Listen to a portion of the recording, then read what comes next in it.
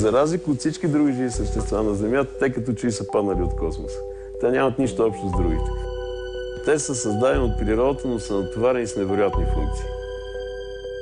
Най-голямата тайна е, че знаем само една малка част от живота на пчелите. Интересно е цифрата 21, обаче наистина е закодирана. Техният живот е в твоите ръце, както и твоя в техните. На практика това е безсмъртен организъм. Ако човека не се намесва да му въздейства зле, той е безсмъртен.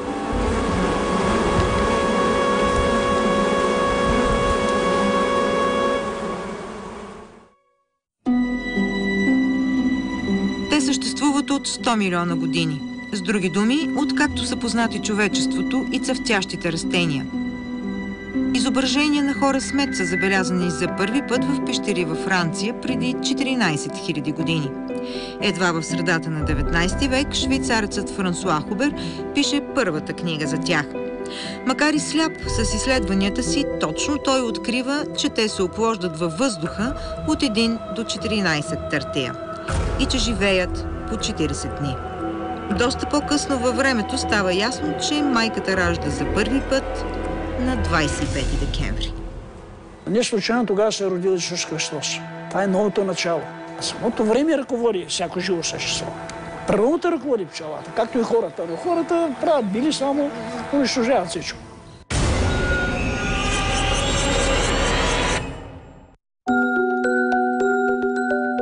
Това са кадрите на 74-годишният Константин Якофов.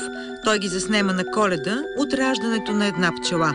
Занимава се с пчеларство откакто се помни и винаги им е давал доста интересни задачи. Всичките реагират по един и същи начин, в зависимост колко е голяма пчелната популация. Ако е по-голяма популацията, те бързо решават задачата. Ако е по-малка, повече се бавят. Те просто решават нещата. И всичките го решават еднакво. Как го правят еднакво? Кой ги учи? Поред ситуацията, те разбират всичко. Термодинамика, химия, всичко е ясно на това насекомо. Насекомото, което има 5 очи, защото работи от изгрев до залез и живее и на светло, и на тъмно. Единственото, което създава храна без срок на годност. Медът се разгражда 100% в организма на човека, а само за 1 килограм са необходими 5 милиона цвята. Тя е единственото за мен живо същество, което дори когато се храни, само създава. Взимайки нектар, тя опрашва. Просто уникална. И където има пчели, този район трябва да се чувства много щастливо. Симеон и дъщеря му Теодора се впечатляват от изследванията на Якофов преди 8 години и започват да изучават пчелното семейство. Доста от тайните на пчелите Симеон научава, наблюдавайки и човешките изобретения. Гледам напоследък, маса нови оръжия се правят точно на схемата на пчелния кошер. Всички тия автоматични оръжия са многозарядни, имитират нападението масовото на пчелите. Знаете, пчелата по нашите закони, тя нито може да лети, нито да се издига. А тя се издига, лети перфектно и носи 7 пъти по-тежък товар, отколкото е тя. Първо поемат въздух, разширяват едни мембрани, намаляват, увеличават си обема, свалят си теглото и тогава поемат товара и го носят. Всичките нови неща се копират от тях. Крилата на пчелата са два. В долната част на едното крило има кукички, което се закача за горното. Това е направено, защото пчелата трябва да изпълнява две функции. Влиза в кошера, разкача си крилата, намалява си обема и пълзи между рамките. Така.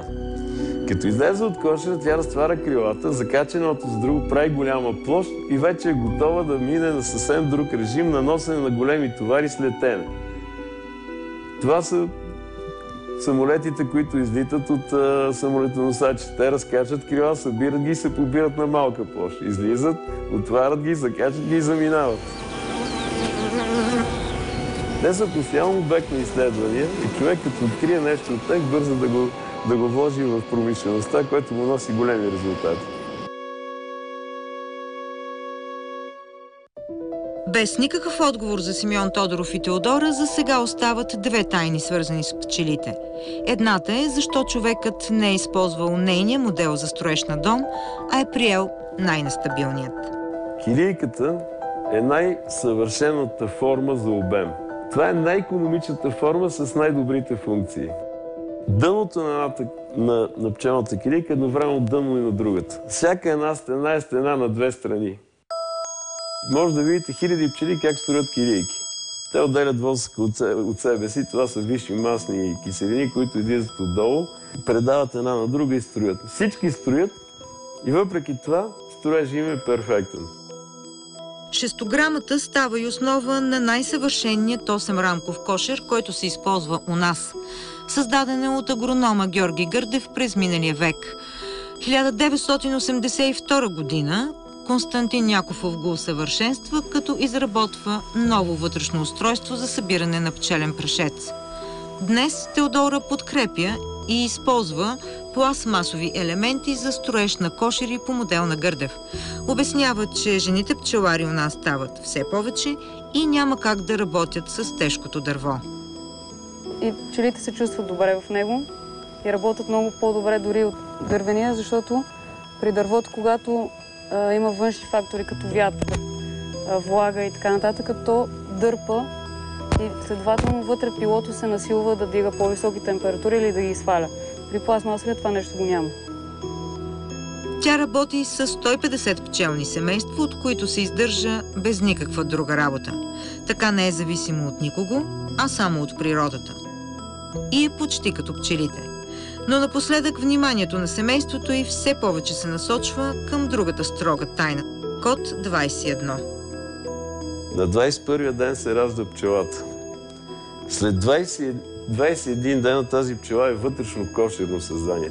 Тя е чистачка, почиства килийките и затопля поколението, което е вътре. От 3-я до 5-я ден тя храни по-старите ларви с по-грубо пчелно млечице. Значи от 6-я до 11-я храни младите личинки с по-фино млечице. Тея пчели кърмачки, които се наричат, хранят и майката постоянно. Майката не приема друга храна, а само пчелно млечице от пчелите. Смятайте колко е силно, тя може да живее до 5 години, докато пчелата живее не повече от 60 дни. От 12 до 17 ден тази пчела произвежда восък, гради килийки и съхранява меда. От 18 до 20 ден има охраняващи функции и след това вече, след 21-я ден, тя излита и става външно кошерна пчела. Това са пчелите, които ние виждаме извън кошера, които носят вода, прашец, нектар и всичко останало за кошера. 21 ден от насене на яйце до излюпване, 21 ден на вътрешно кошерна пчела и 21 ден това е външно кошерна пчела. Интересно е цифрата 21, обаче наистина е закодирана. Не само в дните са вкарани 21, ами в самата пчелна популация е вкарано 21. Значи, ако имате семейство, което има до 21 000 пчели, то не рои. Защото пчелите са изчислили, че ако разделят това семейство на две, тая половина, която излезе, може да не оцелее и тая, която остане, също може да не оцелее. И до тая бройка не натрупат ли пчели, не знам как се борят. Те са страхотни математици. Хората масово не обръщат внимание на тези неща. Но през последните години започват да се интересуват от пчелите заради така наречения синдром на празния кошер. А точно цифрата 21 е в основата на намаляването на пчелите. От 21 до 42 000 пчели кошера е много податлив на роене. И често този кошер не работи добре за пчелара, защото той се колебае между това дали да трупа запаси или да спре, за да се пренастрои, за да излети в рой. Кошер обхванат в роева треска вече нищо не може да направи. Той решил ли е да се рои, просто се рои, както и да го спират. Затова пчеларят или трябва да прескочи тази бройка, или да не я допусне. И да държи помощните семейства малки.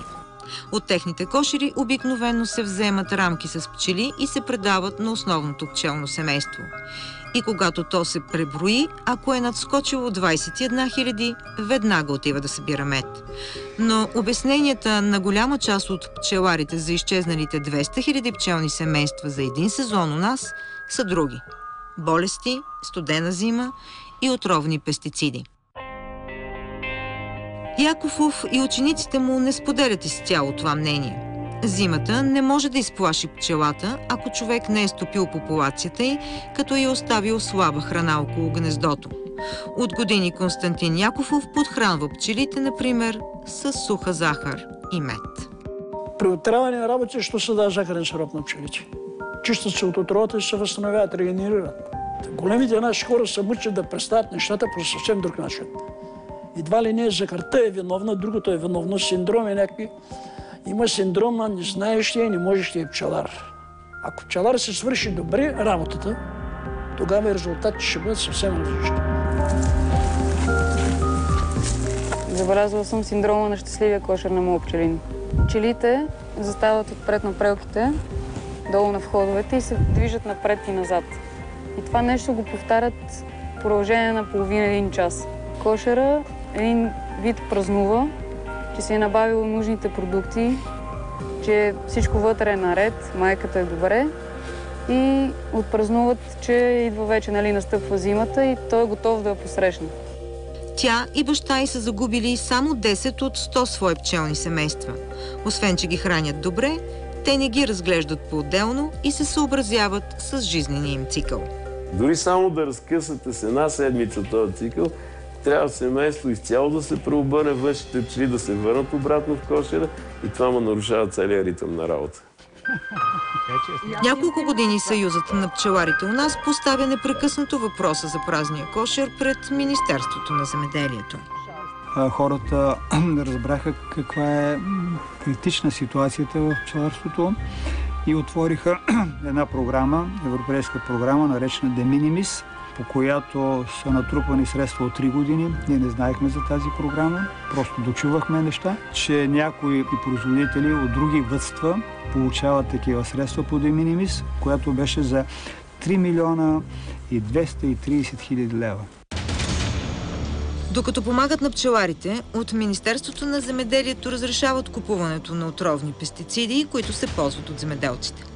В Европа вече почти ги изхвърлиха, дадаха едни таблици. Отгоре са с зелено, които са безвредни. След това има с жълто, които са опасни, с червено, които са отровни.